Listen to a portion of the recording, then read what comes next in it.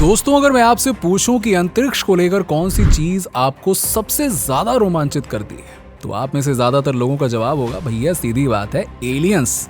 लेकिन in aliens को हमने अपनी आंखों से तो देखा ही नहीं है, लेकिन हाँ महसूस जरूर किया है, क्योंकि ऐसा पॉसिबल हो ही नहीं सकता है कि यूनिवर्स के 2 ट्रिलियन प्लैनेट्स में से सिर्फ प्लैनेट अर्थ ही एक ऐसी जगह हो जहां जीवन बसता हो। बाकी जगह भी तो हो सकती हैं। इसी वजह से नासा, इसरो और दुनिया भर के सभी स्पेस एजेंसीज के साइंटिस्ट हमेशा स्पेस में एलियंस को खोजने की कोशिश करते रहते हैं, जिसके लिए वो डिफरेंट स्टडीज करने के अलावा कई बार मोर्स कोड और अलग अलग सिंबॉलिक लैंग्वेज में सिग्नल्स भेजते रहते हैं। यहाँ तक कि मिल्की वे गैलेक्सी के सोलर सिस्टम में हमारी मौजूदगी के सबूतों को भी हमने वोयेजर स्पेसक्राफ्ट में प्लांट करके एलियंस की तरफ रवाना कर दिया है कि जब उन्हें मिलेगा वो समझ जाएंगे कि कोई और भी है। लेकिन क्या आप जानते हैं कि कई बार स्पेस में हमें भी ऐसे सिग्नल्स रिसीव होते हैं जो कहीं ना कहीं दूसरे ग्रहों पर एडवांस सिविलाइजेशन मौजूद होने की ओर इशारा करते हैं। और आज हम आपको एक ऐसे ही स्ट्रेंज रेडियो सिग्नल के बारे में बताने वाले हैं जो पिछले 35 सालों से लगातार पृथ्वी की तरफ आ रहा है। मानो जैसे कोई स्पेस से हमें कांटेक्ट करने की कोशिश कर रहा हो कि हम भी ब्रह्मांड में मौजूद हैं।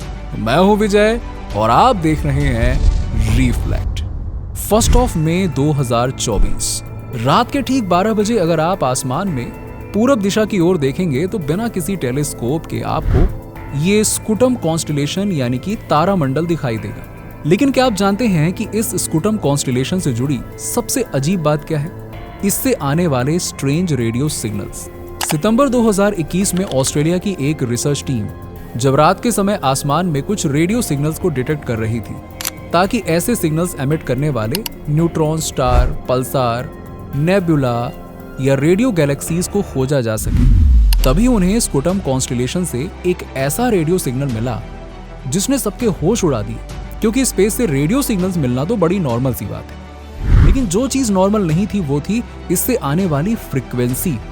जी हाँ, ये रेडियो सिग्नल 6 मिनट की एक विंडो में अचानक रिसीव होता और फिर 30 सेकंड से लेकर 5 मिनट तक ब्लिंक करता रहता और फिर अचानक से गायब होकर ठीक 22 मिनट के बाद वापस लौट कर आता, जो कि वाकई में एक स्ट्रेंज कॉम्बिनेशन था। लेकिन जब साइंटिस्ट ने इस सिग्नल की थोड़ी और जांच पड़ताल की तो उन्हें पता चला कि ये सिग्नल कोई आजकल से नहीं आ रहा है, बल्कि ये तो पूरे के पूरे 35 साल से लगातार आ रहा है और इसकी फ्रीक्वेंसी भी कम नहीं हुई है। क्योंकि यूजुअली जब कोई न्यूट्रॉन स्टार सिग्नल एमिट करता है तो समय के साथ उसकी फ्रीक्वेंसी भी कम हो जाती है और एक टाइम पर उसकी तरफ से सिग्नल आना बंद हो जाता है। तो फिर ये सिग्नल आ कहां से रहा था? क्या इन्हें भेजने के पीछे एलियंस का हाथ है?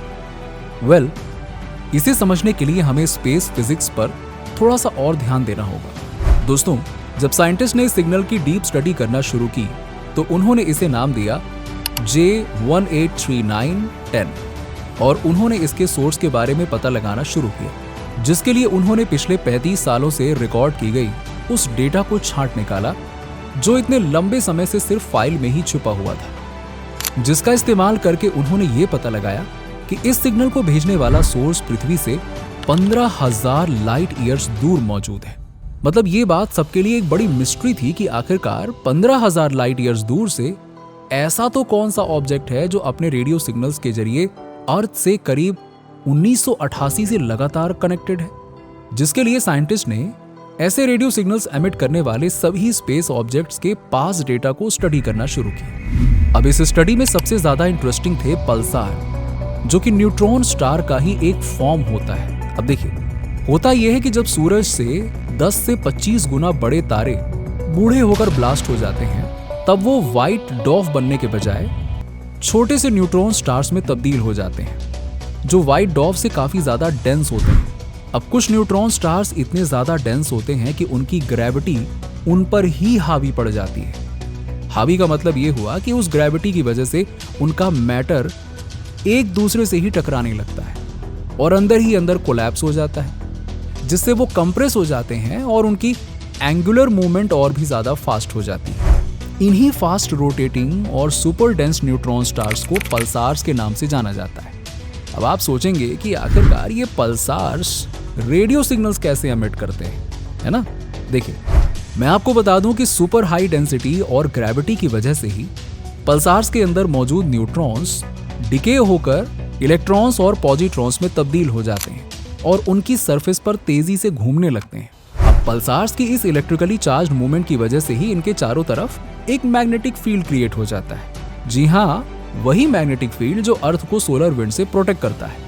लेकिन पल्सार्स की मैग्नेटिक फील्ड अर्थ से कई हजार गुना ज्यादा पावरफुल होती है और पल्सार्स में मौजूद फ्री इलेक्ट्रॉन्स इस मैग्नेटिक फील्ड के कांटेक्ट में आते ही इसके डायरेक्शन में खींचे चले जाते हैं और इसी दौरान ये अपनी एनर्जी रेडियो वेव्स के फॉर्म में स्टार से बाहर फेंकते हैं और एक न्यूली बॉर्न पल्सार से एमिट होने वाली रेडियो वेव्स इतनी ज्यादा पावरफुल होती है कि वो कई लाइट ईयर्स दूर तक ट्रेवल कर सकती है। बस अब आप कहेंगे कि लो भाई साहब, हो गई प्रॉब्लम सॉल्व, क्योंकि सीधी सी बात है, हमें भी जो रेडियो सिग्नल्स मिल रहे थे वो पल्सार से ही मिल रहे होंगे, है ना? नहीं, ये इतना भी सिंपल नहीं था। ऐसा इसलिए क्योंकि पल्सार्स का मैग्नेटिक एक्सेस और रोटेशनल एक्सेस हमेशा अलग अलग होता है, जिस वजह से जब वो अपनी रोटेशन एक्सेस पर गोल घूमते हैं तो उनकी रोटेशन एक्सेस के टिप्स यानी कि एंडिंग पॉइंट पृथ्वी की तरफ से आते हैं और दूसरी तरफ से होते हुए आगे निकल जाते हैं, जिसके कुछ देर बाद ये फिर से अपीयर होते हैं। यानी कि आसान शब्दों में कहें तो ये सीधी बात है, ब्लिंक करते हैं, ठीक वैसे ही जैसे हमारा वो 22 मिनट वाला सिग्नल ब्लिंक कर रहा था। लेकिन इसकी श्योरिटी के लिए वैज्ञानिकों ने इसके डेटा को जब उन पल्सार्स के डेटा के साथ ग्राफ पर प्लॉट किया जिन्हें वो पिछले 50 सालों से स्टडी कर रहे थे, तो उनका दिमाग ही घूम गया। दरअसल पल्सार से आए सिग्नल कितने समय बाद रिपीट होते हैं, उस कैलकुलेशन को साइंटिफिक लैंग्वेज में पल्सेटिंग या रोटेशन पीरियड कहा जाता है। अब नॉर्मल पल्सार्स का रोटेशन पीरियड 0.25 से 2 सेकंड्स के बीच में होता है, इसीलिए सभी पल्सार ग्राफ के इस रीजन में आते हैं।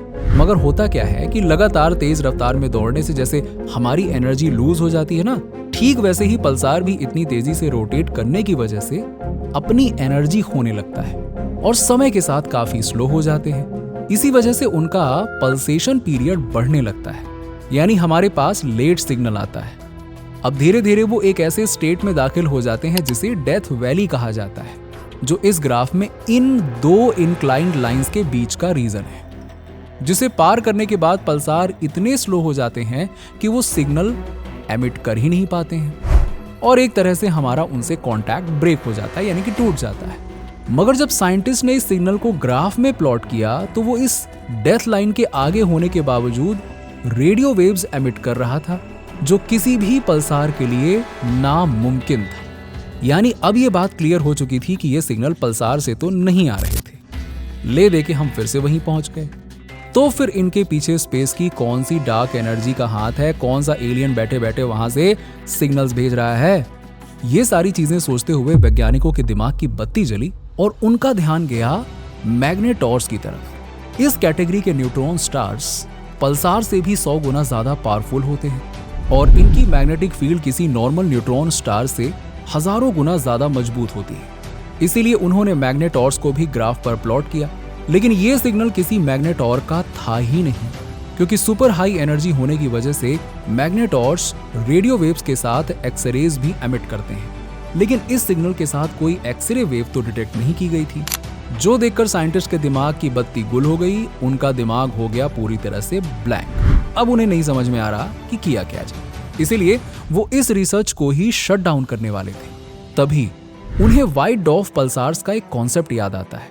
दोस्तों, जब हमारा सूरज या उससे छोटा स्टार ब्लास्ट होता है तो वो व्हाइट डॉर्फ बनता है, जिसकी मैग्नेटिक फील्ड पल्सार जितनी स्ट्रॉन्ग तो नहीं होती है, लेकिन ये पूरी तरह से इलेक्ट्रॉन से ही बने होते हैं।